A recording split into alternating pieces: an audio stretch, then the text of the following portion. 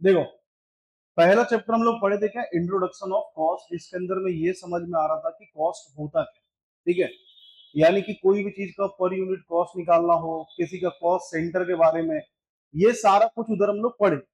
लेकिन यहाँ पे कहानी आता है कि अगर हम लोग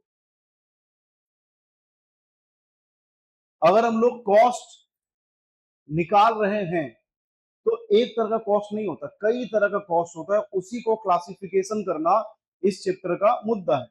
अब क्लासिफिकेशन मतलब कि कितना टाइप का कॉस्ट हो सकता है। जैसे फॉर एग्जांपल लेते हैं, मान लो हम लोग अगर ये बनाते हैं, सपोज करो एक पेन बना रहे हैं, ठीक है, इस पेन में क्या क्या लगेगा बताओ।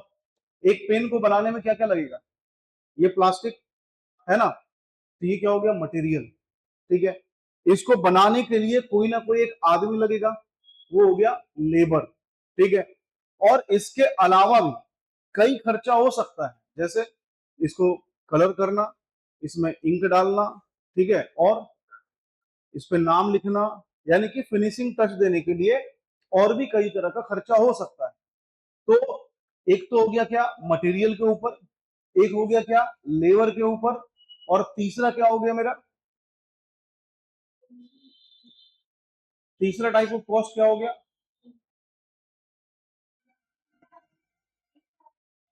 क्या क्या, हाँ ठीक है, पेन पेन के अंदर जो इंक डाले वो कोई ना कोई लेबर किया होगा, और इंक जो है वो मटेरियल है ना। और एक हो गया अदर ओवरहेड्स, यानी कि इसके अलावा जितना भी खर्चा है, ओवरहेड्स मतलब खर्चा। ठीक है, तो एक तो देखो अब कहानी क्या आता है, इसमें भी ना मटेरियल में भी दो तरह का खर्चा होगा। एक जिसको बोलेंगे डायरेक्ट मटेरियल, एक जिसको बोलेंगे इनडायरेक्ट मटेरियल, एक जिसको बोलेंगे डायरेक्ट लेबर, एक जिसको बोलेंगे इनडायरेक्ट लेबर, और एक अपना हो गया ओवरहेड्स, डायरेक्ट और इनडायरेक्ट। ठीक है, तो कहानी यहाँ पे आता है कि क्लासिफिकेशन ऑफ कॉस्ट जो हम लोग करते हैं, तो इसका मतलब क्या है कि हम लोग ये जान पाएंगे कि कॉमन कैरेक्टरिस्टिक्स वाला जो भी कॉस्ट रहेगा वो सबको एक साथ रखना। ठीक है, तो caste classification means grouping different caste according to their common characteristics. ठीक है, अब जैसे उस पेन को बनाने में प्लास्टिक लगेगा मटेरियल, इंक लगेगा मटेरियल, दोनों क्या है, अलग अलग टाइप का चीज है ना, एक प्लास्टिक है एक इंक है, लेकिन दोनों का करेक्टरिस्टिक सेम है, क्यों, क्योंकि वो मटेरियल है ना। तो इस तरीका से सारा मटेरियल को इस्तेमाल करके एक कॉस्ट बना, जिसका नाम क्या रख दिए, मटेरियल कॉस्ट। ठीक है, अब देखो क्यों आखिर हम लोग को कॉस्ट का क्लासिफिकेशन करना चाहिए, इससे फायदा क्या होता है कि हम लोग कॉस्ट कैलकुलेशन आसानी से कर पाएंगे, पूरा मटेरियल पे कितना लगा, पूरा लेबर पे कितना लगा, इसके अलावा जो ओवरहेड से उस पर कितना खर्चा हुआ, है ना। फिर बेटर कॉस्ट कंट्रोल, हम लोग कॉस्ट को कंट्रोल पर कर पाएंगे बड़ा ही आसानी से, क्योंकि कहां पे कितना खर्चा हो रहा है।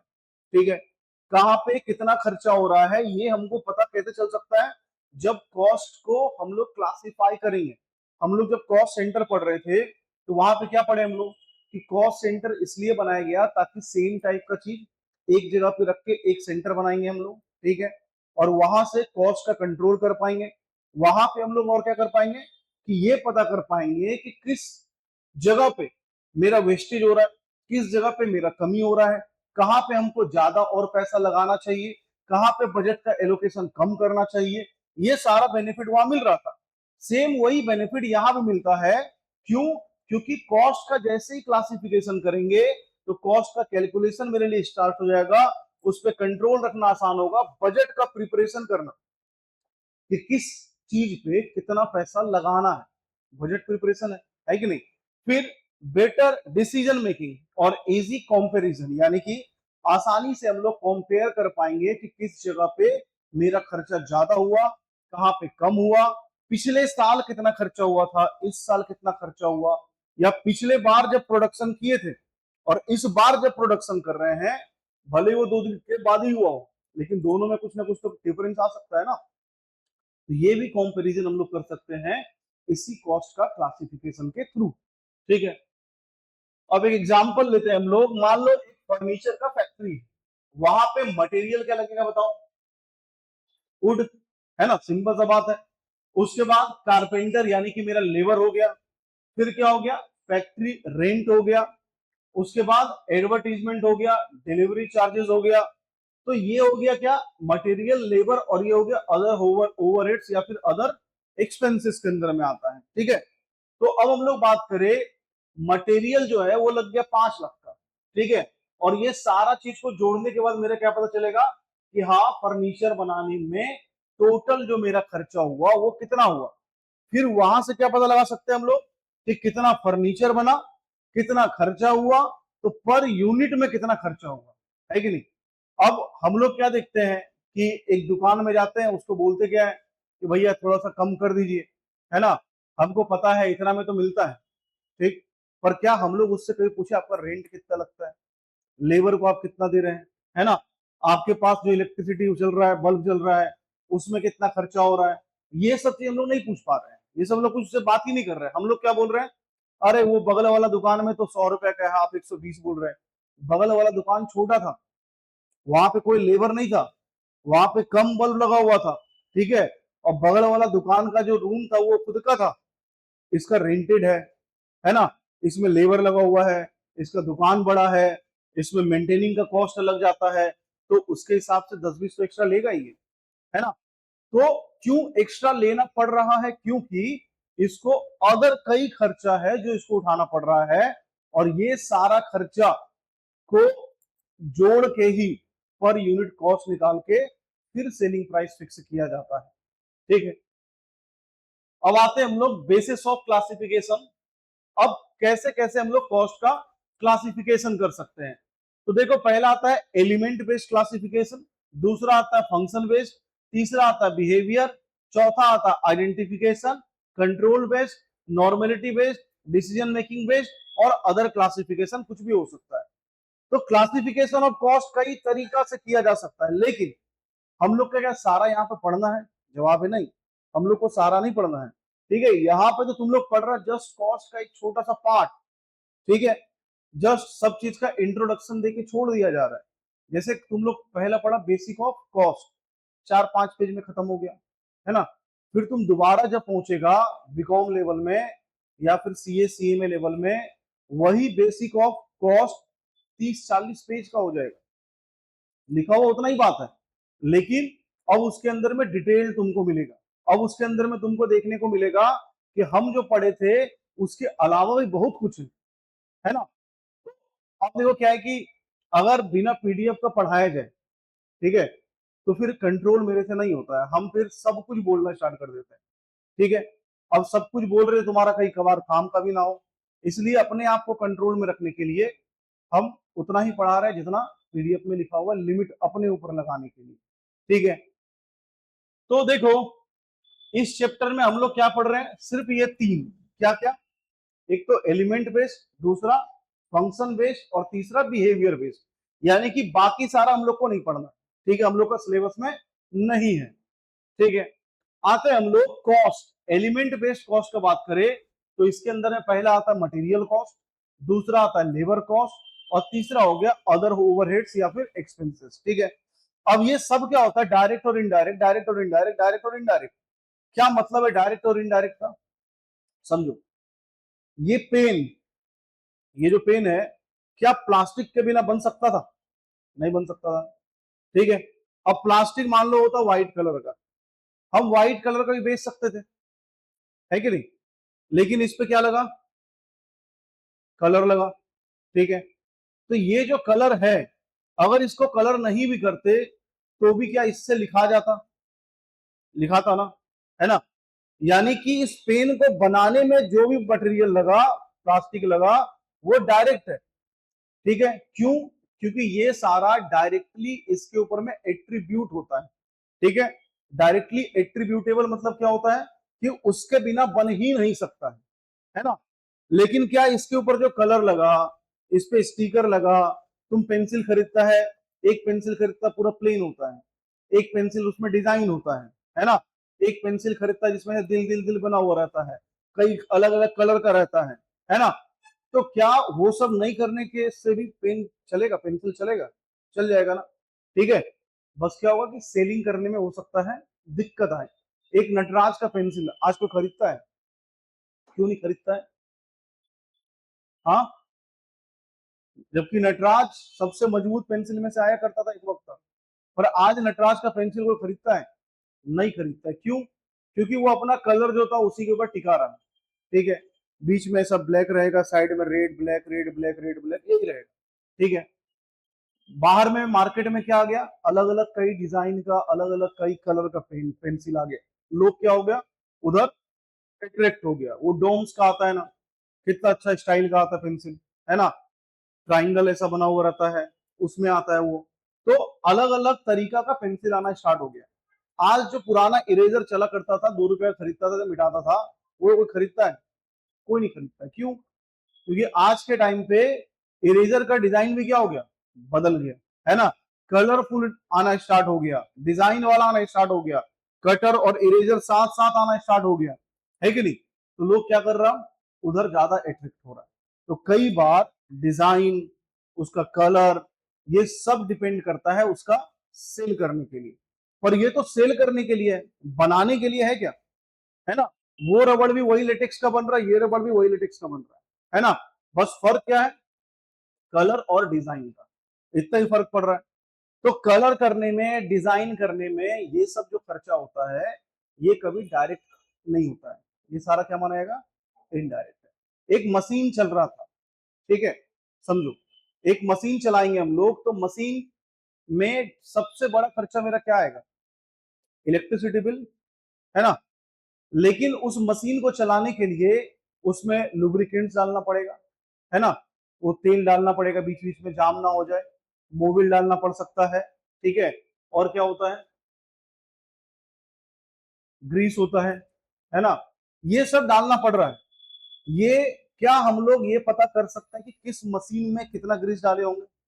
पॉसिबल नहीं है ना। तो जहां पे हम लोग आसानी से ट्रेस नहीं कर सके खर्चा, जिस खर्चा को आसानी से ट्रेस नहीं किया जा सकता है, चाहे वो मटेरियल का हो, लेबर का हो या एक्सपेंसेस का हो, वो सारा खर्चा को क्या बोला गया, इनडायरेक्ट एक्सपेंसेस, जो ट्रेसेबल नहीं है, कितना भी हो सकता है। जब ये बेंच हम बनवाए थे, इसमें कांटी लगा, लकड़ी लगा, कलर लगा, लेबर लगा, ठीक है। अब तुम क्या ये बता सकता है कि कौन सा काटी, कौन सा टेबल के अंदर में, कौन सा बेंच के अंदर में कितना काटी लगा होगा? ये ट्रेस करना आसान है क्या? नहीं। हो सकता है किसी में ज्यादा हो सकता है किसी में कम हो, है ना, हो सकता है किसी में ज्यादा, हो सकता है किसी में कम हो, ठीक है। तो ये कभी ज्यादा कभी कम, क्या हम लोग ये पॉसिबल एक आदमी को बिठा दे, ले बेटा कांटे गिनेगा क्या वो? कांटे गिनने के लिए बिठा देगा तुम, तो फिर तुम बेकार मैनेजर बनेगा। इतना बेकारी काम करवाएगा, ले काटी आके गिनो। काटी क्या पीस के हिसाब से मिलता है? नहीं, केजी के हिसाब से लेके आए। अब इसमें कितना काटी लगा, हम तो पीस के हिसाब से गिन पाएंगे, उसका वजन फिर कर पाएंगे क्या? नहीं ना। ठीक है, अब बोलेगा पहले एक आदमी को बिठा देंगे, इसमें 8 को कांटी लग रहा, वजन कर, लिख। तो ये सब बेकारी काम हो गया, कोई मतलब का काम नहीं हो गया, टाइम वेस्ट करने का काम हो गया। तो इस तरह का खर्चा को ट्रेस कर पाना पॉसिबल नहीं है, इसलिए वो खर्चा क्या माना जाएगा, इनडायरेक्ट खर्चा, ठीक है, चाहे वो मटेरियल का हो या लेबर का हो या फिर मेरा अदर एक्सपेंसेस का हो, ठीक है।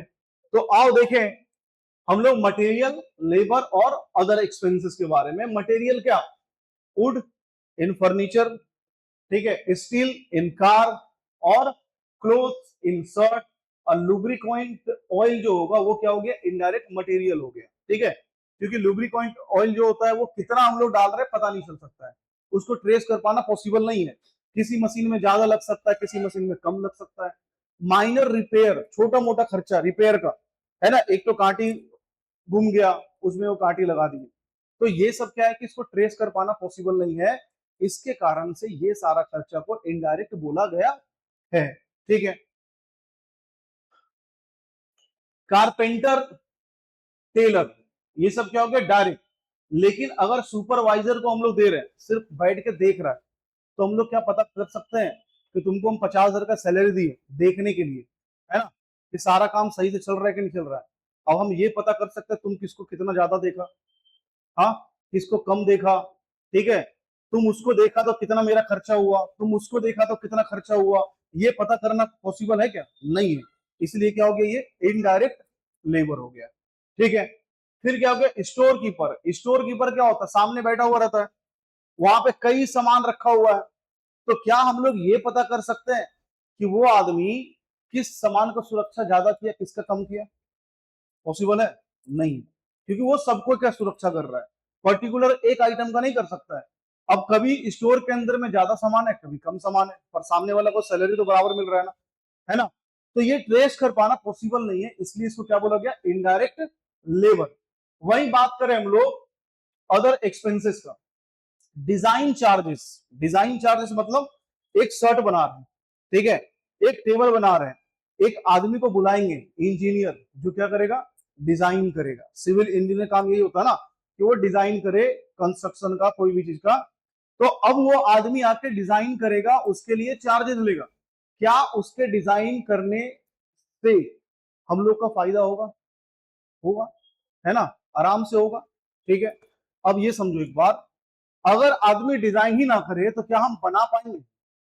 बना ही नहीं सकते। यानी कि डिजाइन मेरे लिए क्या बन गया, एसेंशियल हो गया। ठीक है। हर चीज में नहीं, कुछ चीज में एसेंशियल हो गया। ठीक है। अब देखो फैन का डिजाइन क्या है, सेम ही है, सदियों से सेम ही चला आ रहा है। फिर अचानक आया कुछ लोग, नया कंपनी, जो बोला क्या फैन का डिजाइन भी अब चेंज कर दिया, है ना। अब स्टाइलिश फैन आना स्टार्ट हो गया, बल्ब जलता है फैन के अंदर में, है ना, उसका जो पत्ती होता है वो 4 को 5 को बल्ब आना स्टार्ट हो गया। तो अलग अलग डिजाइन का आना स्टार्ट हुआ, इससे क्या हुआ, उस कंपनी का सेल भी बढ़ा। ठीक है। तो मतलब डिजाइन वहां पे बहुत एसेंशियल था, है कि नहीं? वहां पे डिजाइन बहुत एसेंशियल था। तो जिस जगह पे डिजाइन एसेंशियल है, वहां पे डिजाइन चार्जेस मेरे लिए क्या बन गया, डायरेक्ट एक्सपेंसेस हो गया, क्योंकि वो एसेंशियल के अंदर आ गया, है कि नहीं? लेकिन हम लोग रॉयल्टी पे कर रहे हैं। ठीक है। रॉयल्टी क्या होता है बताओ? रॉयल्टी का मीनिंग क्या होता है, सपोज करो हम ये रूम ले लिए, ठीक है। अब ये रूम हम जब लिए तो लीज पे लिए, ठीक है। लीज मींस रेंट नहीं होता है, लीज मींस एक बार में लमसम अमाउंट पे करते हैं हम लोग, और 50 साल 100 साल के लिए अपना हो जाता है। फॉर एग्जाम्पल फ्लैट 99 ईयर्स के लिए तुम्हारा हो जाता है। ठीक है। तो तुम एक फ्लैट खरीदा, ठीक है, उस फ्लैट को खरीदने में तुम लगा दिया 40-50 लाख रुपए लगा दिए। ठीक। अगर वो जमीन नॉन सेल्यूबल होता है, ठीक है, दो तरह का जमीन होता है, एक सेल्यूबल और एक नॉन सेल्यूबल। नॉन सेल्यूबल जमीन इसको बेच नहीं सकते हैं, और वैसा जमीन पे अगर कोई फ्लैट बना हुआ है, तो वो फ्लैट का तुम ओनर नहीं बन सकता है। तुम उस फ्लैट को लीज पे लिया हुआ है 99 ईयर्स के लिए, और उसके बाद फिर क्या करना पड़ेगा, वो फ्लैट उसका ओनर को हैंड ओवर करना पड़ेगा। ठीक है। तो सोचो, अब ये हम रूम ले लिए लीज पे, ठीक है, ये हो गया मेरा रूम। अब सामने वाला आदमी से डील हुआ कि देखिए आपका यहाँ पे ज्यादा बिजनेस क्यों हो रहा है, लोकेशन के कारण से, ठीक है, मेरे नाम के कारण से, उसका बिल्डिंग को सबको जान रहा है, सपोज करो। तो जैसे ही हम लोग बोल रहे हैं तातिया कॉम्प्लेक्स, रानीगंज में ऑलमोस्ट लोग जानता है तातिया कॉम्प्लेक्स कहाँ है, ठीक है, तो उसका नाम आया, लोकेशन आया। अब इसका जो ओनर है, अगर वो हमसे ये बोले कि देखिए आपका बिजनेस हो रहा है, उसमें मेरा नाम का फायदा है आपको, है ना, तो इसीलिए आपको क्या करना पड़ेगा, रॉयल्टी भी देना पड़ेगा। रॉयल्टी मीन्स आपको जो प्रॉफिट होगा उसका 1% 2% हमको देना पड़ेगा। ठीक है। हम बोले ठीक है आप ले लीजिए, है ना। तो वो जो 1% 2% हम दे रहे हैं, क्या उसके बिना मेरा धंधा चलेगा? नहीं चलेगा ना, हमको देना ही पड़ेगा। अगर सामने वाला इस तरह का बोलते हैं तो, वरना क्या बोलेंगे, आप छोड़ के चले जाइए। एग्रीमेंट में शुरुआत में डील हो चुका है। तो अब जो रॉयल्टी दिया जा रहा है, ये रॉयल्टी के बिना मेरा धंधा चल पाना पॉसिबल है नहीं है। तो इसलिए ये मेरे लिए क्या बन गया, डायरेक्ट एक्सपेंसेस, है ना। तो क्या समझ में आ रहा है, डायरेक्ट एक्सपेंसेस यानी कि जो बहुत एसेंशियल एक्सपेंसेस है, उसके बिना वो काम हो ही नहीं सकता है, वो सारा डायरेक्ट एक्सपेंसेस। और इनडायरेक्ट क्या हो गया, जहां पे हम लोग ट्रेस ना कर सके, वो हो गया इनडायरेक्ट एक्सपेंसेस। ठीक है। फैक्ट्री का रेंट, पावर और लाइट, ये सब क्या माना जाता है, इनडायरेक्ट एक्सपेंसेस माना जाता है। ठीक है। अब आते हैं हम लोग मटेरियल कॉस्ट में।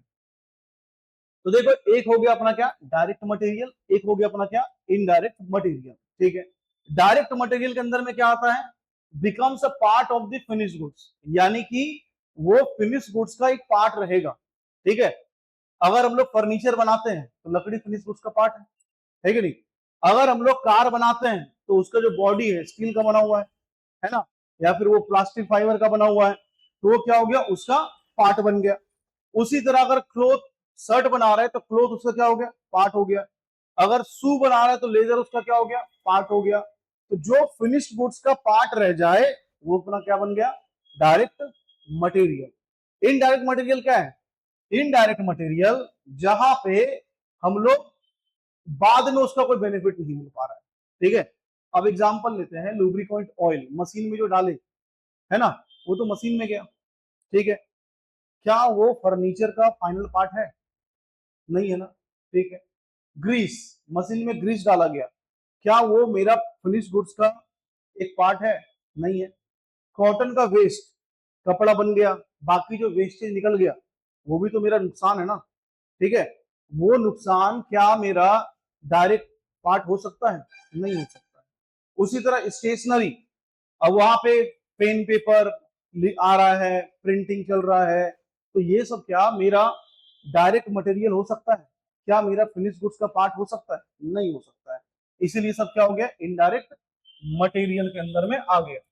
वही बात करें हम लोग लेबर कॉस्ट का, तो लेबर कॉस्ट भी क्या हो गया, दो तरीका का, एक जिसको बोलते हैं हम लोग डायरेक्ट लेबर कॉस्ट, और एक जिसको हम लोग बोलते हैं इनडायरेक्ट लेबर कॉस्ट। समझो, direct labour cost, directly engaged in the production process. ठीक है, यानी कि उस बेंच को बनाने के लिए जो लेबर यहाँ पे बैठा हुआ था, वो लेबर क्या कर रहा था, डायरेक्टली एंगेज था उसको बनाने के लिए, है कि नहीं। तो जैसे कारपेंटर फर्नीचर फैक्ट्री में, टेलर गारमेंट फैक्ट्री में, ऑपरेटर एक मशीन का शॉप में, और वर्कर ऑन प्रोडक्शन लाइन, जहां पे प्रोडक्शन चल रहा है वहां पे जो वर्कर है उसको अगर हम लोग पैसा दे रहे हैं तो वो सारा क्या हो गया मेरे लिए, डायरेक्ट खर्चा। इनडायरेक्ट के अंदर में क्या हो गया, सुपरवाइजर, है ना, वो कोई काम वाम नहीं कर रहा है, वो जस्ट क्या कर रहा है, सबको देख रहा है कि सब सही ढंग से काम चल रहा है कि नहीं चल रहा है, जैसा बोला गया था उसके हिसाब से काम हो रहा है या नहीं हो रहा है, बस इतना ही बात है। तो ये क्या हो गया, store keeper, security guard, maintenance staff, canteen worker, क्या ये सब मेरा प्रोडक्शन का पार्ट है ना। अगर हम सिक्योरिटी गार्ड ना रखें तो क्या मेरा प्रोडक्शन नहीं होगा, होगा ही, है ना, बस खतरा रहेगा कि कोई आदमी घुस जाएगा, चोरी हो जाएगा, लेकिन प्रोडक्शन तो होगा, है कि नहीं। तो प्रोडक्शन के लिए जरूरी कौन है, उस पे काम करने वाला लोग, लेकिन ये लोग कौन है, जस्ट उसको देखने वाला, उसको संभालने वाला, उसको मेंटेन करने वाला। एक क्लीनर झाड़ू लगा के चला जाता है, वो क्या डायरेक्ट लेबर हो सकता है, नहीं हो सकता, वो इनडायरेक्ट के अंदर में चला जाएगा। ठीक है, अदर एक्सपेंसेस का बात करें तो बोलता मटेरियल और लेबर को छोड़ के अगर कोई खर्चा हो, मटेरियल लेबर तो और क्या खर्चा होगा बताओ, एडवर्टीजमेंट का खर्चा, है कि नहीं, ट्रांसपोर्टेशन का खर्चा, ये सब भी तो खर्चा है। इसमें ना तो लेबर को दिए ना तो मटेरियल में दिए। अब जो ट्रांसपोर्टेशन का खर्चा है, ठीक है, वो खर्चा मटेरियल को लाने के लिए है ना, फिनिश गुड्स को बेचने के लिए है। तो दो तरीका से खर्चा आ सकता है, एक तो लाने के लिए और एक बेचने के लिए। हम लोग किसका बात कर रहे हैं, प्रोडक्शन के लिए। तो प्रोडक्शन के लिए लाना इंपॉर्टेंट है ना, बेचना इंपॉर्टेंट बाद में है ना, पर पहले क्या होगा, प्रोडक्शन। तो इसी कारण से उसको पानी पिलाओ, पानी पिलाओ, पानी पिलाओ।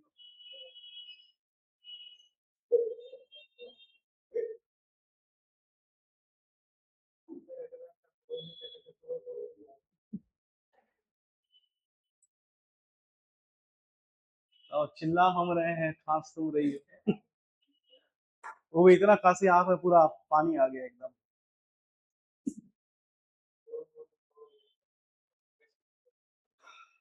चलो ठीक है, सुनो अब आगे देखो। तो डायरेक्ट एक्सपेंसेस के अंदर में क्या आ गया, रॉयल्टी, है ना, पेटेंट फीस, आ रहे सब आ रहे, special design charge, hire of special machine, और इसमें बोल सकते कैरेज इनवर्ड। कैरेज दो तरह का होता है, कैरेज मतलब भाड़ा, ठीक है, दो तरीका का होता है, एक कैरेज इनवर्ड और एक कैरेज आउटवर्ड। इनवर्ड मीन्स क्या, मान लो हम फैक्ट्री है, तो पहले एक बार मेरे पास गुड्स आएगा, ठीक है, फिर वो प्रोड्यूस होगा, और फिर यहाँ से हम भेजेंगे बाहर मार्केट में सेल करने के लिए। तो यहाँ तो गुड्स बन चुका है ना, तो प्रोडक्शन से पहले जो खर्चा हो वो क्या है, प्रोडक्शन से रिलेटेड खर्चा है कि नहीं। तो इसीलिए कैरेज इनवर्ड जो होता है वो मेरे लिए डायरेक्ट एक्सपेंसेस है, बट कैरेज आउटवर्ड जो होता है वो इनडायरेक्ट है, क्योंकि वो सेल्स पे है, वो फिनिश गुड्स होने के बाद है, पहले नहीं है। तो फिनिश गुड्स बनने के लिए मटेरियल का आना जरूरी है, और मटेरियल लेके आएंगे तो कैरेज देना पड़ेगा। इसीलिए कैरेज इनवर्ड मेरे लिए डायरेक्ट एक्सपेंसेस होता है, और कैरेज आउटवर्ड मेरे लिए इनडायरेक्ट एक्सपेंसेस होता है। ठीक है, अब देखो इनडायरेक्ट एक्सपेंसेस में क्या बोल रहा है क्या कि can not be directly identified with one product. कोई एक प्रोडक्ट पे हम लोग पता कर ही नहीं सकते हैं। ठीक है, जैसे फैक्ट्री का रेंट, अब इतना बड़ा फैक्ट्री है, ठीक है, उस पर रेंट दे रहे हैं हम लोग, कौन सा सामान पे कितना रेंट जा रहा है पता कर सकते हैं क्या? नहीं ना, पता चलेगा? कभी नहीं चलेगा। ठीक है, इंश्योरेंस, इंश्योरेंस तो पूरा फैक्ट्री का हो रहा है, ठीक है, कि आग लग जाए, चोरी हो जाए, कुछ भी, तो इसलिए ये भी क्या हो गया मेरे लिए, indirect expenses. Power, lighting, repairs, depreciation, ये सारा का सारा मेरा इनडायरेक्ट एक्सपेंसेस के अंदर में आता है। अब देखो कॉस्ट को बांटा गया, फिर अगला क्या, बिहेवियर बेस्ड क्लासिफिकेशन। ठीक है, और ये बहुत इंपॉर्टेंट है, इससे बहुत सारा क्वेश्चन पूछा जाता है। ठीक है, बिहेवियर बेस्ड में तीन तरीका में बांटा गया, एक को बोला गया फिक्स्ड, दूसरा को बोला गया वेरिएबल, और तीसरा को बोला गया सेमी वेरिएबल। ठीक है, फिक्स्ड का मतलब क्या है, चाहे मान लो ये रूम का रेंट जो है वो 10,000 रुपए है, ठीक है, अब यहाँ पे 20 बच्चा बैठे तो भी 10,000 का भाड़ा, 50 बच्चा बैठे तब भी 10,000 का भाड़ा, 100 बच्चा बैठे तो भी 10,000 का भाड़ा। ठीक है, यानी कि एक लिमिट तक। अब जैसे ही 100 से 101 होगा, अब यहाँ पे बैठने का जगह नहीं है ना, 100 लोग का बैठने का सीटिंग अरेंजमेंट तो है, लेकिन अगर 101 होगा तो अब जगह नहीं है, तो इसके लिए क्या करना पड़ेगा, अलग से हमको एक रूम लेना पड़ेगा, है कि नहीं। एक बच्चा के लिए क्या हम अलग से रूम ले लें, 5-6 बच्चा हो गए तो ले लें, 10 बच्चा हो गया तो ले लें, नहीं, क्योंकि तुम सोचो मेरा 10,000 में 100 बच्चा का काम चल जा रहा है, 5 बच्चा के लिए 10,000 और पे करना पड़ेगा, है कि नहीं। उससे अच्छा क्या बोलेंगे, बाबू सीट फुल हो गया, अगले बैच में आना, ठीक है, इधर में हो नहीं पाएगा, यही होगा ना। तो ये हम लोग को क्यों बोलना पड़ रहा है, क्योंकि एक सर्टेन लिमिट तक ही कोई चीज फिक्स रह सकता है, कोई चीज हमेशा फिक्स नहीं रहता है ना। दुनिया का ये सिद्धांत है कि एवरीथिंग इज वेरिएबल, या फिर नथिंग इज कांस्टेंट। कुछ भी कांस्टेंट है क्या, कुछ भी कांस्टेंट नहीं है जिंदगी में, सब कुछ बदलता है, हर दिन बदलता है, हर वक्त बदलता है। तो फिक्स्ड कॉस्ट भी क्या है, हमेशा नहीं रहेगा, लेकिन एक लिमिट तक वो सेम रहेगा। 100 बच्चा तक मेरा फिक्स्ड कॉस्ट सेम है। फिक्स्ड कॉस्ट मींस क्या, जो बदलता नहीं है, भाड़ा क्या बार बार बदलता है, हर महीना बदलेगा, नहीं बदलेगा ना। लेकिन इलेक्ट्रिसिटी बिल बदलता है ना, कभी ज्यादा कभी कम, यही तो होता है। तो कभी ज्यादा कभी कम लग सकता है, 20 बच्चा बैठा 4 ही को फैन चला, 100 बच्चा बैठा 50 को फैन चल रहा है, 30 को फैन चल रहा है ना। तो अगर ऐसा सिचुएशन आता है तो मेरा क्या होगा, इलेक्ट्रिसिटी बिल वेरिएबल है, बदल रहा है ना। ज्यादा प्रोडक्शन ज्यादा खर्चा, कम प्रोडक्शन कम खर्चा, सीधा सा बात है। ठीक है, तो यहां पे कहानी आता है पहला फिक्स कॉस्ट का, जिसके अंदर में क्या आ रहा है, rent of factory, salary to staff. अब मेरे पास 10 तो स्टाफ है ना, 20-20 हजार और देते हैं हम, तो 20,000 इंटू 10, 2 लाख रुपया महीना का हर साल जाएगा ही जाएगा, हर महीना जाएगा ही जाएगा, उसमें कोई बदलाव नहीं हो सकता। ये क्या हो गया, फिक्स्ड हो गया। ठीक है, फिर इंश्योरेंस प्रीमियम, इंश्योरेंस प्रीमियम क्या कम ज्यादा लगता है, नहीं, एक बार देंगे, अगले बार फिर देंगे, फिर अगले बार देंगे, तो पूरा साल के लिए वो क्या हो गया, फिक्स्ड हो गया। अब इंश्योरेंस करवा रहे थे इतना बड़ा हॉल का, तो इंश्योरेंस प्रीमियम लिया 10,000 रुपए, है ना। अब जैसे ही एक नया हॉल लेंगे, भले 5 बच्चा के लिए, मेरा इंश्योरेंस प्रीमियम क्या हो जाएगा, डायरेक्ट डबल हो जाएगा, है कि नहीं। तो डायरेक्ट डबल हो जाएगा, तो इस चीज को देखते हुए हम लोग क्या करना पड़ेगा कि नहीं ठीक है, एक्स्ट्रा रूम नहीं लेंगे। ठीक है, फिर क्या होगा, डिप्रिसिएशन ऑन बिल्डिंग, या फिर डिप्रिसिएशन ऑन फिक्स्ड एसेट। इसके अंदर क्या होता है, एक फिक्स रेट पे हर साल अपना एसेट का वैल्यू गिरता जाता है, सपोज करो 10%, तो हर साल 10% ही गिरेगा। ठीक है। वेरिएबल कॉस्ट किसको बोलते हैं? जो बोलता है cost that vary directly with the level of activity, जैसे जैसे बढ़ता चला जाएगा। आज सपोज करो 5 लोग के ऊपर में एक फैन है, ठीक है, 5 लोग बैठा, एक फैन चला, एक फैन का इलेक्ट्रिसिटी, ठीक है। उस दिन बाकी कोई आया नहीं, सिर्फ 5 लोग आए, तो 5 लोग के लिए मेरा इलेक्ट्रिसिटी जाएगा। अगला जैसे ही हम लोग बैठाएंगे, 6 हुआ, तो 6 से लेके 10 तक फिर एक फैन, है ना। तो फिर वहां पे क्या हो गया कि उस जगह पे फिर से मेरा एक फैन का खर्चा बढ़ेगा, है ना। यानी कि जैसे जैसे एक्सपेंड होगा उसी प्रोपोर्शनेट में मेरा खर्चा भी एक्सपेंड होगा। इसमें यह बोला जाता है कि दाम तो बढ़ता है लेकिन पर यूनिट में कॉस्ट सेम रहता है। फॉर एग्जांपल लेते हैं, पेन कहीं देखा क्या यहाँ पे, वेरिएबल कॉस्ट को समझो।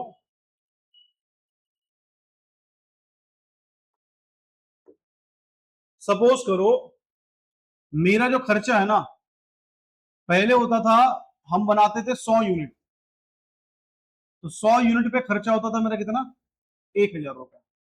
पर यूनिट कितना हो गया बताओ ना, पर यूनिट कितना हो गया, 1,000/100, यानी कि 10 रुपए पर यूनिट, है कि नहीं, 10 रुपए पर यूनिट। अब हम क्या कर रहे हैं, 2,000 यूनिट बना रहे हैं, सॉरी 200 यूनिट बना रहे हैं, तो मेरा खर्चा कितना हो जाएगा, 2,000। ठीक है। तो जैसे जैसे लेवल ऑफ एक्टिविटी बढ़ता जाएगा वैसे वैसे कॉस्ट भी बढ़ता जाएगा। आता है पर यूनिट में कितना आया बताओ तो, पर यूनिट में कितना आ गया, आए 10। 2,000 डिवाइड बाय 200 हो गया ना, 100 थोड़ा ही है कि नहीं। तो पर यूनिट सेम है।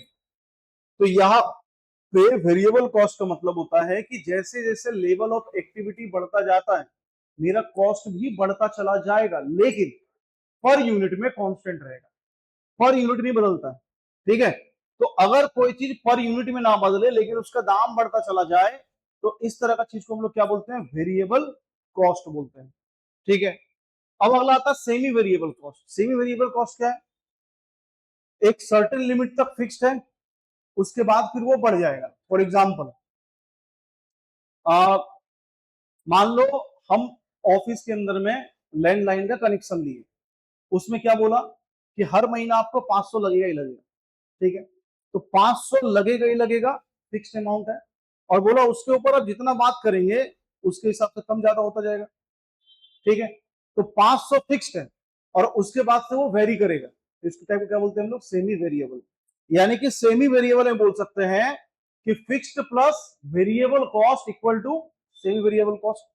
तो सेमी वेरिएबल कॉस्ट के अंदर में फिक्स्ड कॉस्ट भी इंक्लूडेड रहता है और वेरिएबल कॉस्ट भी इंक्लूडेड रहता है, इसलिए इसका नाम क्या पड़ गया, semi variable. Both fixed and variable elements, electricity bill, telephone expenses, maintenance cost, packaging expenses, ये सब क्या एक लिमिट तक फिक्स है, उसके ऊपर में तुम्हारा बढ़ता चला जाएगा दाम।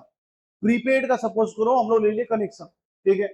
अब ये मेरा इंटरनेट वाला प्रीपेड का है, ठीक है। अब इसमें सॉरी प्रीपेड नहीं, पोस्ट पेड का ही, ठीक है। प्रीपेड में क्या होता है कि हम लोग एक महीना में पैसा दिए, चला, जिस दिन खत्म हुआ बंद हो गया, है ना। पोस्ट पेड का क्या सीन है, पोस्ट पेड का सीन ये होता है एक फिक्स्ड अमाउंट बोल दिया कि 500 रुपया महीना चलेगा आपका, ठीक है, लेकिन मेरा रिचार्ज खत्म हो गया, ये बंद नहीं होगा, है ना। मेरा जो भी लिमिट दिया गया था नेट का वो खत्म हो गया, क्या वो बंद हो जाएगा, जवाब है नहीं, ये बंद नहीं होगा। ठीक है। जैसे हम लोग का 2 GB खत्म होने के बाद नहीं चलता है ना, पर इसमें क्या है, चलता रहे। ठीक है। जितना एक्स्ट्रा चला उसके ऊपर में एक बिल बन के मेरे पास आएगा। ठीक है। यानी कि एक लिमिट तक 500 फिक्स है, उसके ऊपर अगर ज्यादा हम चला लिए तो क्या होगा, एक नया कॉस्ट बढ़ जाएगा, वो क्या होगा, वेरी करेगा, कम यूसेज कम कॉस्ट, ज्यादा यूसेज ज्यादा कॉस्ट। तो फिक्स्ड भी है और साथ में वेरिएबल भी है, तो ये दोनों मिला के क्या बन गया, सेमी वेरिएबल कॉस्ट बन गया, याद रखना। ठीक है। यहां तक में किसी को दिक्कत है बताओ, किसी तरह का दिक्कत हो तो बताओ, है ना, नहीं है पक्का, ठीक है। अगर दिक्कत होगा तो फिर दोबारा देख लेना, है ना, मेरा व्यू ही बढ़ेगा। चलो देखो, अब अगला आते हैं हम लोग प्राइम कॉस्ट के ऊपर में। ठीक है।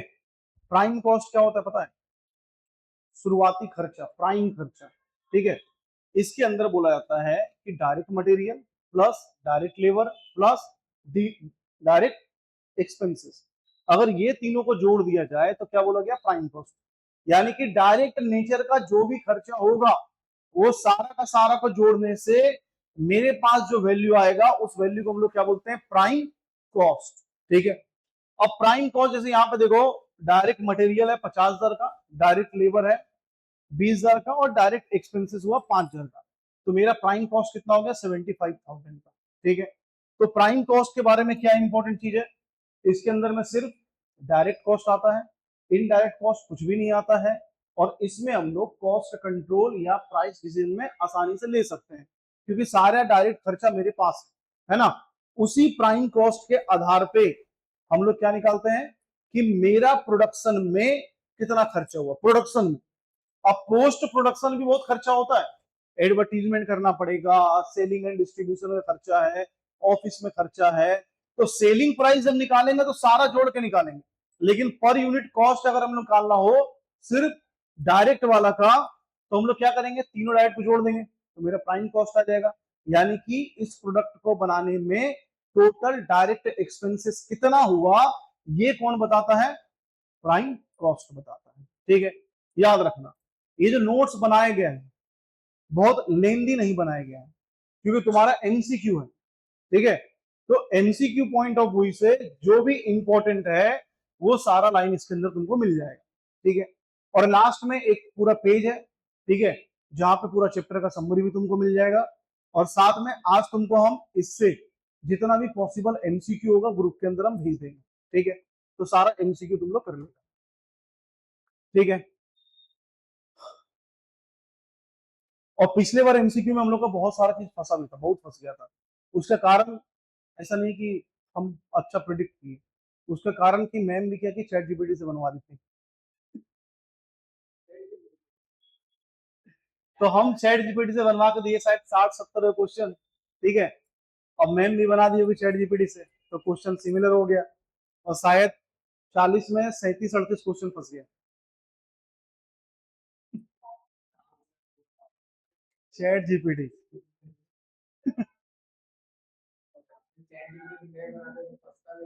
हाँ, तो अब देखो चैट जीपीटी से ना तुम लोग भी बहुत हेल्प ले सकता है, ठीक है। एक बार पूरा चैप्टर हम लोग पढ़ लिए अच्छा से, ठीक। उसके बाद क्या करना? एक पेज का फोटो खींचना, चैट जीपीटी पे अपलोड करना, एक पेज ओनली, ठीक है। उसको इंस्ट्रक्शन देना कि सिर्फ इसी पेज से, इस पेज से बाहर कुछ भी नहीं, सिर्फ इसी पेज से जितना भी पॉसिबल एमसीक्यू हो सकता है, ठीक है, एग्जाम में आने के लायक, अगर तुम मतलब चैट जीपीटी, अगर तुम एक एग्जामिनर क्या बोलता पेपर सेटर होते तो कैसा पेपर बनाते, उस एक पेज से वो सारा डिफिकल्ट सेमी डिफिकल्ट टाइप का सारा क्वेश्चन बना के तुमको दे देगा एक पेज से, ठीक है। अब वो एक पेज से जितना भी आया उसको कर लिए, उसके बाहर थोड़ी क्वेश्चन बनता है ना। अभी क्या किया ना यूपीएससी वाला, वो लोग जो है बनाया पेपर, बड़ा तगड़ा तरीका से पेपर बनाया, वो लोग भी बनवाया एआई से। पर कैसे बनवाया?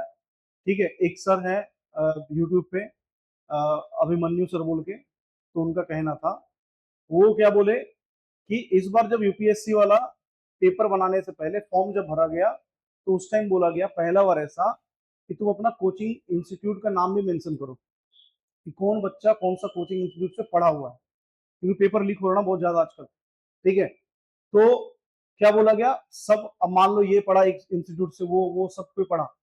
अब चैट जीपीटी क्या किया, सबका नोट्स मंगवाया, सॉरी यूपीएससी वाला क्या किया, सारा ही जो बड़ा बड़ा पॉपुलर था वो लोग का नोट्स मंगवाया, ठीक है। वो सारा नोट्स को अपलोड किया चैट जीपीटी पे, ठीक। और उसको इंस्ट्रक्शन दिया गया कि ये सारा नोट्स में जो क्वेश्चन ना हो वैसा क्वेश्चन बना के दो, है ना, ताकि किसी का नोट से नहीं फंसे। ये नहीं बोल सके मेरे नोट से फंस गया, मेरे नोट से फंस गया, किसी का नोट से ना फंस सके। एक ऐसा हुआ ना, एक टीचर है लॉ का, ठीक है, यूट्यूब के ऊपर में, तो क्या हुआ, वो सीए इंस्टीट्यूट को चैलेंज कर दिया, ठीक है। ऐसे बुक दिखा दिखा के एकदम भयंकर पूरा जोश में बोला कि अगर सीए इंस्टीट्यूट का औकात है तो इस बुक से बाहर कुछ दे के दिखा दे, है ना, एक भी क्वेश्चन यहाँ से बाहर नहीं जाएगा, इसका गारंटी देते हैं, एक क्वेश्चन नहीं है उससे। उसका बुक उठाया होगा, बोला जितना क्वेश्चन है सब छाट होगा, एक भी नहीं देंगे। तो होता है ऐसा, इसलिए चैलेंज नहीं देना चाहिए। वो भी 12 का मैथ्स का पेपर, 10 का मैथ्स का पेपर हार्ड आ रहा है ना आजकल, क्योंकि यूट्यूबर कुछ लोग हैं जो बोलता है कि पेपर हैक कर देंगे, है ना। तो अब वो लोग बोलता है पेपर हैक कर देंगे, ठीक है, सीबीएसई बोलता है हैक करके दिखा। अब ये लड़ाई में बच्चा पिसते जाता है, ठीक है, पेपर हार्ड आ गया, फिर यूट्यूबर आता है सीबीएसई ये फेयर नहीं है, इतना हार्ड पेपर कौन बनाता है, इतना पेपर नहीं बनाना चाहिए, गलत किया। पर ये सारा कांड हो रहा होता है जिंदगी में। तो इसीलिए हम लोग को ज्यादा बतौला नहीं करना चाहिए। हाँ, इसलिए बोल रहे, इससे ज्यादा बतौला नहीं करना चाहिए। कभी कभी पढ़ाते पढ़ाते वक्त टीचर बहुत भयंकर बोल के निकल जाता है फ्लो फ्लो में, ठीक है, बाद में उसी को भुगतना भी पड़ जाता है। खान सर को जैसे भुगतना पड़ गया, है ना, फ्लो फ्लो में वो इतना बोल के चले गए कि लास्ट में सारा चीज उन्हीं के खिलाफ हो गया, वही सब चीज, ठीक है। फॉर एग्जाम्पल पुलिस उनको पकड़ ही नहीं सकता है, हम फोन रखते हैं, उठा के निकल जाते हैं, और बाद में इसी को लपेट दिया सब लोग कि आदमी क्रिमिनल माइंडेड है ना। तो कभी कभी बतौलाबाजी में निकल जाता है, टीचर से कंट्रोल नहीं है टीचर का मुंह पे, ईगो नहीं है, फ्लो फ्लो में कुछ भी निकल जाता है। ईगो क्या निकलता है, हम पढ़ाते पढ़ाते कुछ भी बोल के चले जाते हैं, बाद में सोचते क्यों बोल दिए, कैसे बोल दिए। चलो आओ देखो ओवरहेड,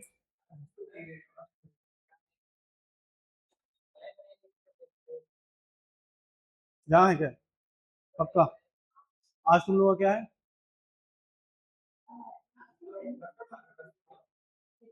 रजिस्ट्रेशन है, अच्छा, ठीक है, तुम लोग जाओ रजिस्ट्रेशन करवाओ, बाय बाय। ठीक है, तो आज हम लोग मतलब नेक्स्ट टॉपिक हम लोग ओवरहेड से पढ़ लेंगे, यहाँ से पहले तक हम लोग खत्म कर लिए, ठीक है। तो अगला टॉपिक रहेगा ओवरहेड्स।